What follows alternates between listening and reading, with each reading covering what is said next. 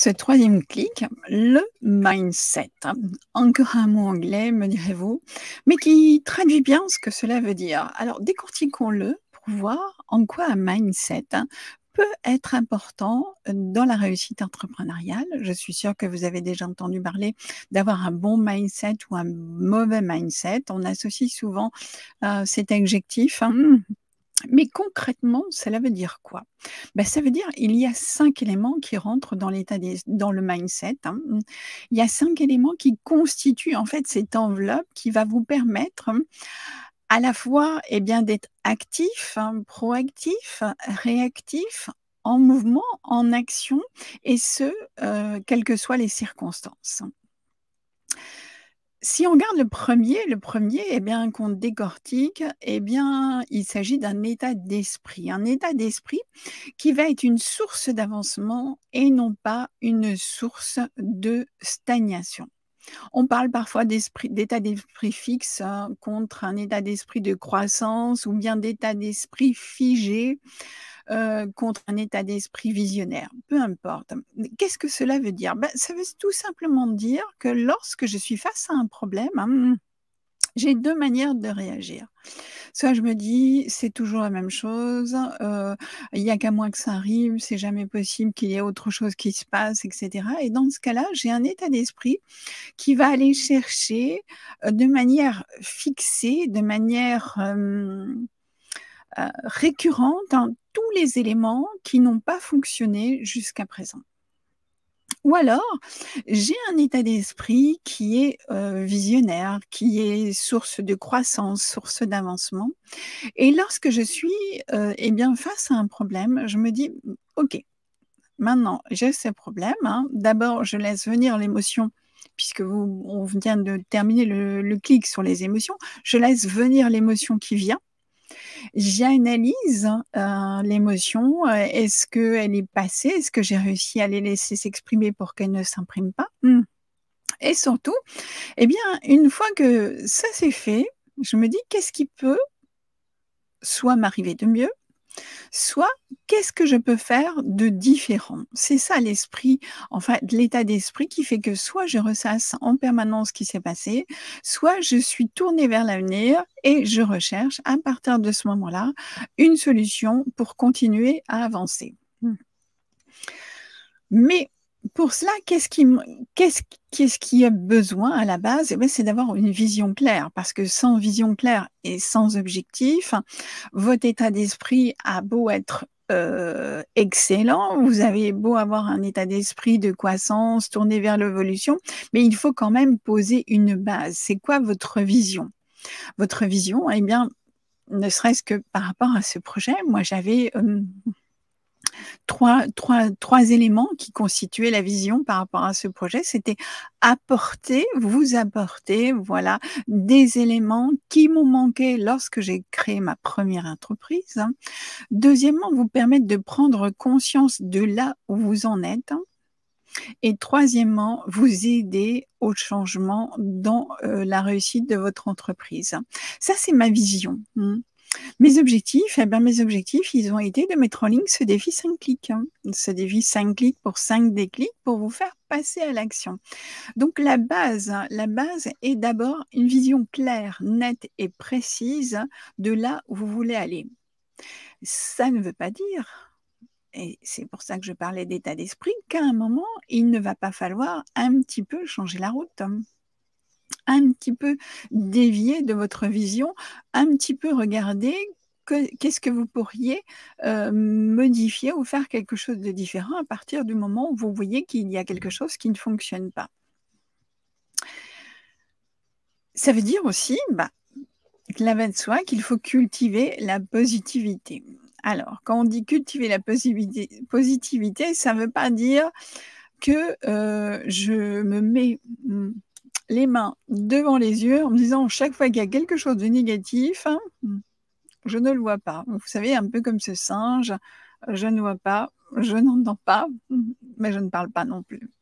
Non, c'est aussi avoir conscience de la réalité, de la réalité, il y a quelque chose qui ne fonctionne pas. Maintenant, je marque un stop, hein. Le stop est important. Je marque le stop, je ne continue pas à avancer si je vois qu'en permanence, je suis confrontée à quelque chose. C'est ça l'état d'esprit entrepreneurial. C'est ça, ne pas être fixé sur quelque chose, mais savoir se remettre en question. Mais se remettre en question, non pas de manière négative, mais de manière positive. Ok, ça m'est arrivé. Maintenant, qu'est-ce que je peux faire encore de mieux pour passer à l'action? Qu'est-ce que je peux faire de différent pour changer ce qui est à changer? Ça, c'est c'est le troisième élément, avoir une pensée positive, non pas une pensée négative. De toute façon, je n'y arriverai jamais, c'est pas pour moi, etc. Ce sont toujours des pensées négatives qui vont nous ramener à notre ancien nous et au fait qu'on n'est pas dans un état d'esprit entrepreneurial. J'ai créé une première structure, hein, et au bout de 2 ans, j'ai pris conscience que cette structure, n'avait pas la capacité à se développer de la manière dont je l'envisageais par rapport à mes finances, par rapport au contexte, et cetera.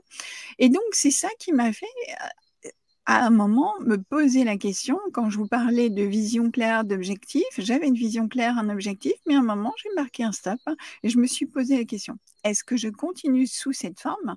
puisque c'était un espace de coworking dans lequel j'apportais mes solutions de coach également. Donc c'était, tout fournir aux chefs d'entreprise, depuis le côté pratico-pratique, le bureau privatif ou collaboratif avec tous les conforts, ainsi que l'accompagnement de la vie de tout le monde. C'était un magnifique projet, ça plaisait à tout le monde, sauf que derrière, il n'y avait pas encore la clientèle. Donc l'idée, c'est: est-ce que je m'entête, à rester dans ce projet ou est-ce que je marque un stop et je me dis: «Bon, je vais regarder ce qui se passe», hein.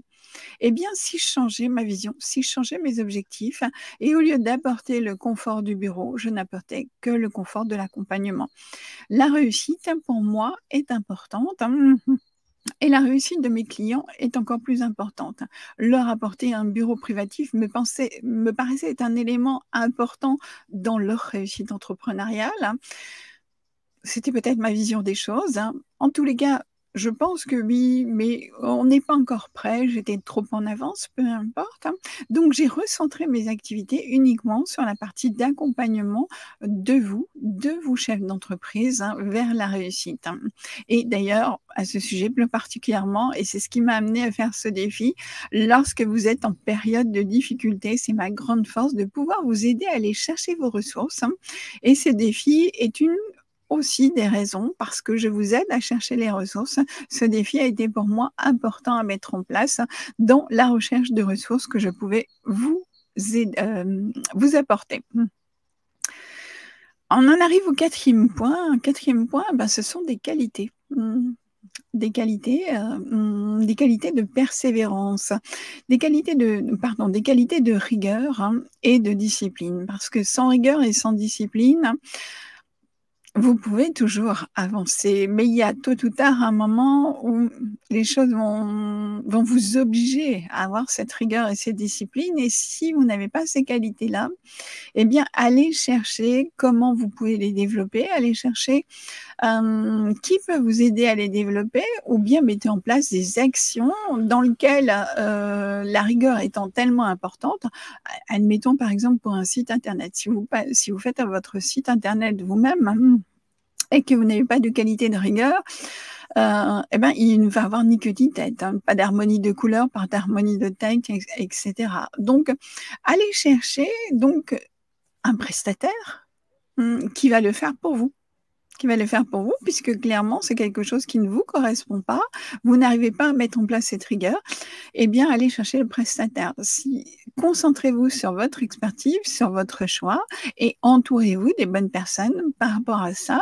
Si vous pensez que vous penchez vers un manque de rigueur ou un manque de discipline. Voilà, voilà. Donc, un autre point, avoir de l'ambition.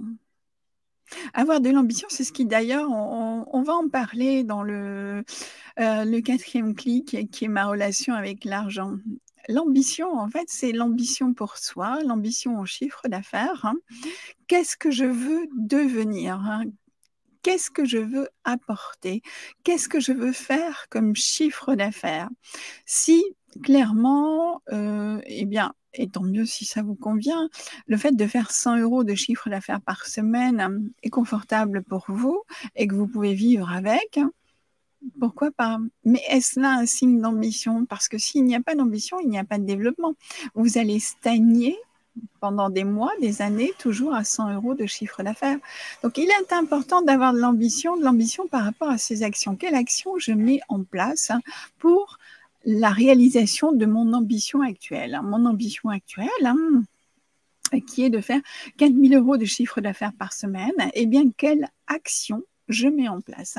C'est ça qui va être un élément déclencheur. C'est ça qui va vous pousser à l'action, qui va vous obliger à vous dépasser, vous surpasser. Et forcément, derrière, eh bien, vient la persévérance, parce que cela demande beaucoup de persévérance, d'assiduité. Les réussites ne sont pas toujours au moment où on les espérait. La preuve en est, c'est que si je n'avais pas eu de persévérance, si je n'avais pas eu ce mindset d'entrepreneur, jamais je n'aurais rebondi sur la deuxième partie de mon activité, qui était l'activité de coach, et je me serais arrêtée là. Donc l'ambition, la persévérance sont, à mon sens, le quatrième pilier du mindset. Le mindset n'étant qu'un état d'esprit sur lequel se basent plusieurs éléments. Et puis, le dernier, c'est en fait, c'est se cultiver. Se cultiver, c'est sans cesse s'améliorer. C'est soit s'améliorer soi-même, soit améliorer ses compétences. C'est ce qui va nous permettre, et c'est ce qui va avec l'ambition, de passer d'une version que nous avons de nous-mêmes à une version supérieure. Actuellement, imaginez, puisqu'on est beaucoup dans des termes digitaux, ou bien lorsque vous regardez votre version de PC ou de Mac, peu importe, on est souvent dans une version, eh bien, j'ai l'habitude d'utiliser cette même métaphore. Dans quelle version êtes-vous aujourd'hui? Eh bien, aujourd'hui, je suis dans la version 3.10 de moi-même. Et demain, dans quelle version je serai et dans quel objectif de temps? Dans 6 mois, dans 6 mois, j'aimerais être dans une version 3.2, pardon. Voilà que je bafouille, dans une version 3.2 parce qu'entre-temps, j'aurais mis en place des actions de formation pour me développer et pour être encore plus performante et répondre ainsi à l'ambition de développement de mon activité et à l'ambition que j'ai de vous accompagner de plus en plus nombreux sur le chemin de la réussite. Donc, la version qu'on se donne à soi-même et la version aussi de son entreprise. Actuellement, à ce jour, je vous délivre ce type d'informations et je m'appuie sur tel et tel support. Mais pour pouvoir continuer à avancer, il faut que je continue à travailler en fait sur mon expertise, ne pas s'endormir sur son expertise, mais aussi être dans cette recherche d'une version supplémentaire. Qu'est-ce que je peux amener d'autre? Actuellement, je suis en accompagnement de chef d'entreprise, mais je m'appuie sur une formation que j'ai faite il y a 5 ans, plus d'autres formations que j'ai mis en place, que j'ai suivies entre-temps. Quelle autre formation je peux encore suivre qui va encore me permettre d'être encore plus performante et de vous accompagner encore plus et plus facilement et plus rapidement dans l'obtention de dans votre réussite, et surtout de vous sortir de là où vous êtes. Donc, le mindset, c'est quoi? Le mindset, c'est cet ensemble d'éléments qui va faire aussi que vous n'allez pas attendre pour passer à l'action. Clairement, si vous attendez que ce soit le bon moment, ce ne sera jamais le bon moment. Si vous attendez d'avoir la perfection même de votre site internet ne sera jamais performant parce qu'à peine est-il sorti, il est déjà désuet. Attendre aussi la perfection d'avoir l'accompagnement parfait, non. Bien non, parce que en fait, le monde est sans cesse en évolution, vous êtes sans cesse en évolution, j'ai sans cesse besoin d'évoluer pour pouvoir encore mieux vous accompagner. Donc, si j'attends la version parfaite de mon accompagnement, je ne passerai jamais à l'action. attendre la version parfaite d'être soi-même, c'est-à-dire en confiance avec la personne, en assurance, etc., etc. Est-ce que aujourd'hui, j'ai pleinement 100% confiance? Non. Mais est-ce que demain, j'aurai 100% confiance? Également non. Pourquoi? Parce qu'en permanence, on est comme ou sur une vague, hein, je surfe, ou bien on est sur une forme de mouvance, et tant mieux, parce que tant qu'on est là, ça veut dire qu'on est en vie. Tant qu'on vit des hauts et des bas, ça veut dire qu'on est en vie. Chaque fois que je vis un haut, eh bien, c'est source pour moi, voilà, d'avancement, de joie, de satisfaction. Et chaque fois que je vis des bas, eh bien, c'est source pour moi d'introspection. Introspection pour me permettre encore d'être une meilleure version de moi-même. Donc, le mindset entrepreneurial, c'est savoir se positionner, c'est savoir passer à l'action, c'est savoir se positionner, c'est savoir se former, savoir se déformer, même parfois à certains moments pour être encore plus performant. C'est cultiver sa positivité, c'est cultiver sa vision.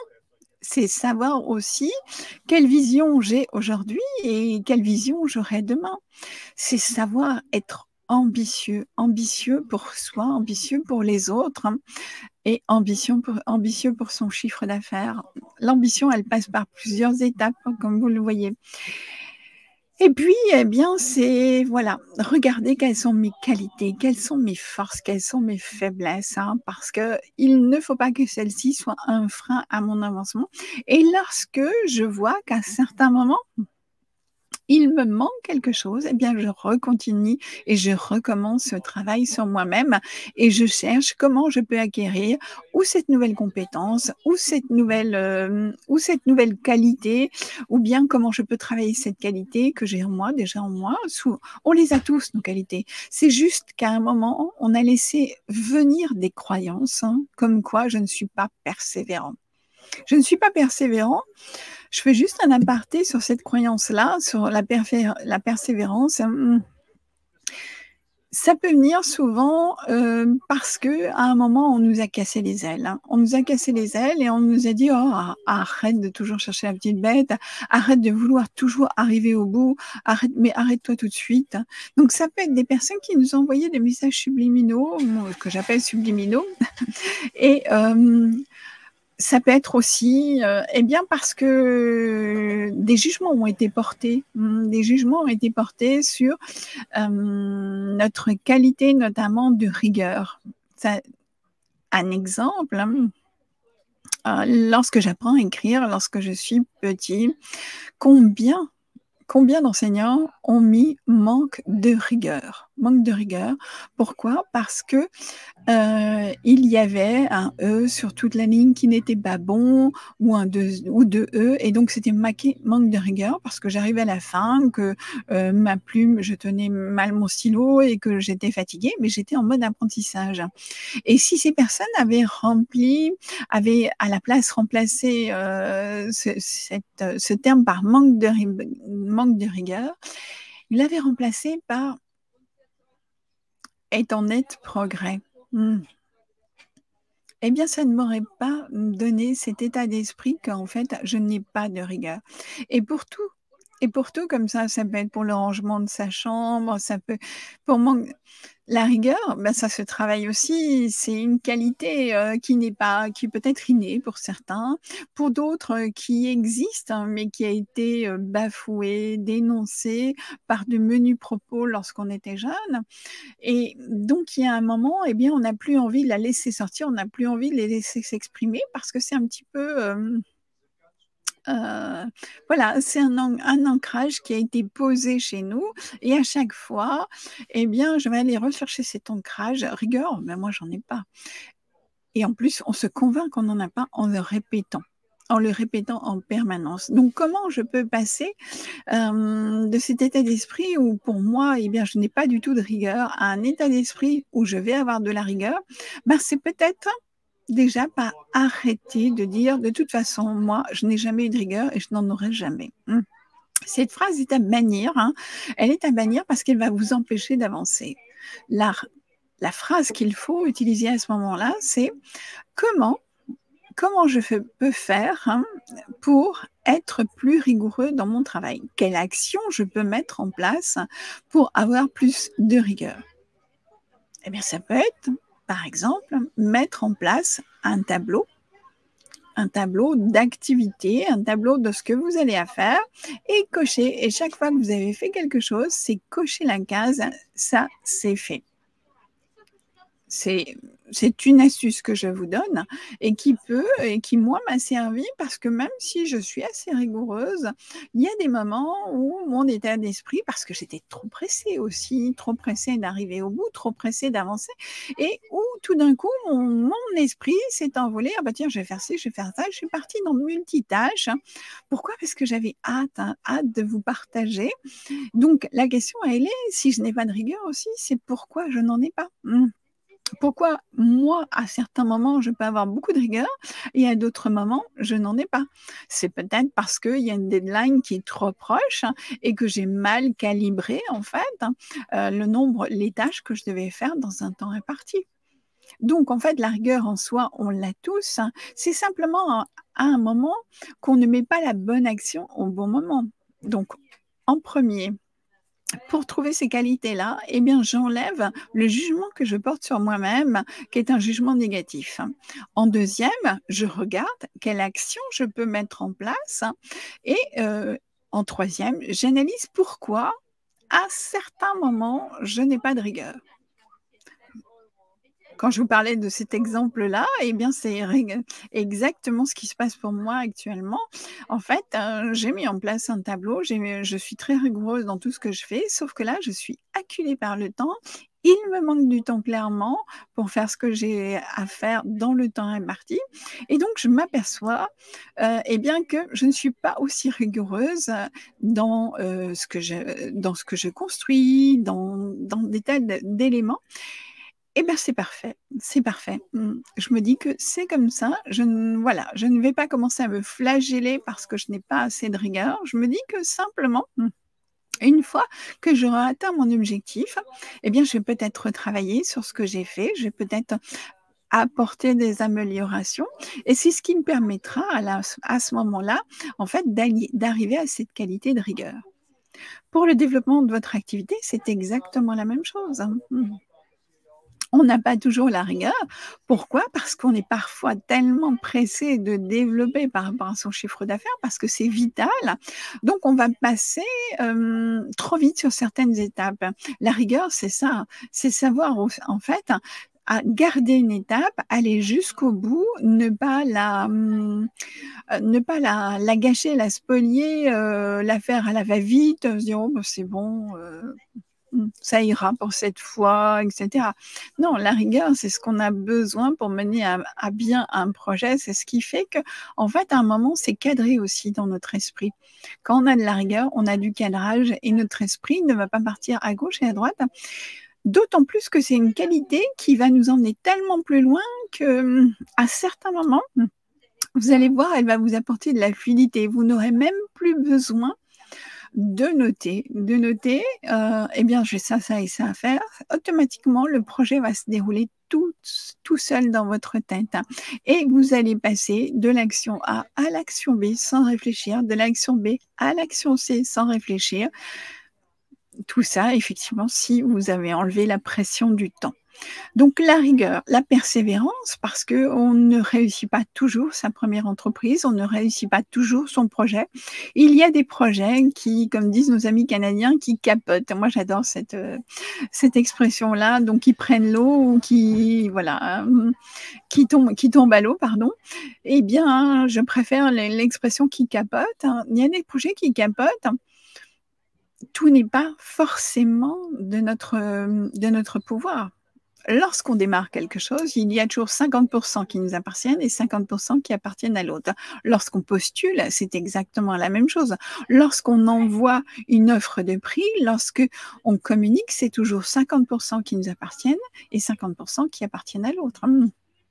Sur la communication, par exemple, 50% qui m'appartiennent, eh bien, c'est les 50% sur lesquels je vais travailler. Comment je fais pour être fluide dans ma communication? Comment je fais pour, apporter du contenu? Eh bien, je vais peut-être mettre des mots sur une feuille de papier, je vais et cetera et cetera. Les 50 là donc ça, c'est la partie émission. Donc je vais faire un travail, pour être à 50 performant et à être 100 performante sur mes 50 dans le cadre de l'émission. Qu'est-ce que j'émets? Qu'est-ce que je transmets? Après, il y a le récepteur. Le récepteur, il a droit aussi à ses 50 Le récepteur, il est lui avec ses propres croyances, ce qu'il a, ses propres perceptions, son propre état d'humeur. Vous avez déjà remarqué que certains jours, des personnes vous agacent alors que d'autres jours, elles vous disent exactement la même chose et ça passe. Donc, la communication, elle passe par l'émission et elle passe aussi par la perception. Comment l'autre reçoit le message, Et pour savoir comment il le reçoit, c'est surtout dans quel état d'esprit il est. Donc, se flageller pour la perception que l'autre a de notre communication ne va pas nous faire avancer. Ne va pas nous faire avancer. Un dernier point que je voulais vous partager aussi, c'est dans le mindset entrepreneurial, c'est quelque chose que je vois trop souvent, c'est la confusion entre le projet et ma personne. Le projet en soi, c'est ce que nous portons. C'est notre expertise, c'est ce que nous allons mettre en avant, etc. Et nous, nous sommes le moyen, la locomotion, le moyen pour porter le projet. Donc le travail, il est à faire sur nous, c'est comment je reçois les compliments, comment je reçois les insatisfactions, comment je reçois les critiques. Mais comment moi, à travers moi, je reçois les critiques. Est-ce que la critique, elle est portée sur mon projet ou elle est portée sur ma personne? C'est là toute la question. Si je dissocie mon projet de ma personne, à ce moment-là, la critique, elle va se porter sur le projet et je vais avoir un état d'esprit entrepreneurial, un mindset qui va me permettre de dire: «OK, donc il m'a apporté une critique sur le projet, il a dit ça et ça et ça. Qu'est-ce que je peux changer par rapport au projet?» C'est pas qu'est-ce que je peux changer moi par rapport à ce projet, c'est qu'est-ce que je peux changer sur ce projet. Lorsque j'ai arrêté mon activité, j'avais mon projet et il y avait moi. Ce n'est pas moi qui me suis remis en question. C'est le projet en lui-même qui a été remis en question parce qu'il n'y avait pas suffisamment d'attentes, suffisamment de clients, etc. Donc j'ai remis le projet sur la table. C'est un petit peu comme si vous preniez une table, un jeu de cartes, vous reposez votre carte sur la table et votre jeu de cartes et vous retriez. Donc ne prenez pas, surtout, ne prenez pas les remarques, les critiques, etc. pour vous-même, mais dissociez-vous du projet de vous-même. Faites un travail sur vous-même pour améliorer votre communication, améliorer vos habiletés, que ce soit dans l'écriture, dans la rédaction, etc. Ça, c'est une chose. Mais si quelqu'un vous dit clairement, je ne comprends pas ce que tu écris mal, ne le prenez pas pour vous comme étant une attaque personnelle, mais comme étant effectivement, je n'ai pas su transmettre, donc je vais travailler sur mes communications et je vais voir ce que je peux faire pour améliorer ma communication. Mais c'est ma communication d'entreprise, c'est pas ma communication personnelle. Donc, l'état d'esprit, c'est un petit peu tout ça. Et c'est sur cette belle conclusion, dissociez le projet de vous-même et faites-le en permanence. C'est tellement plus facile de faire une fusion de n'être qu'un. De n'être qu'un, c'est tellement plus facile, mais en même temps, voilà, dissocier le projet de vous-même, c'est ce qui va vous permettre aussi de prendre du temps pour vous, de pouvoir partir en week-end. Et de vous ressourcer pour repartir sur ce projet, pour repartir sur de la créativité, pour repartir sur des tas d'éléments qui peuvent être gages de votre réussite entrepreneuriale. J'espère que cette vidéo vous a apporté quelques pistes intéressantes.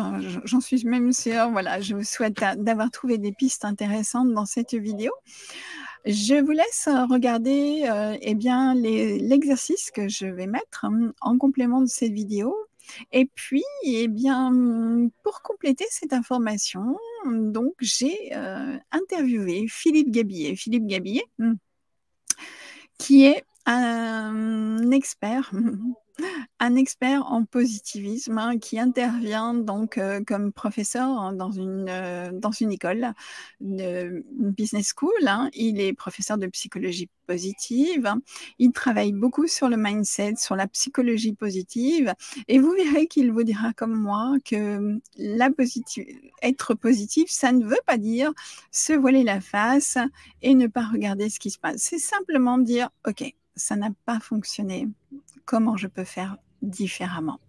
Je vous laisse en compagnie, voilà, de Philippe Gabillet pour continuer cette prise de conscience, hein, sur l'état d'esprit entrepreneurial et puis, eh ben, je vous dis à demain pour le 4e clic, hein, le 4e clic qui sera sur ma relation à l'argent.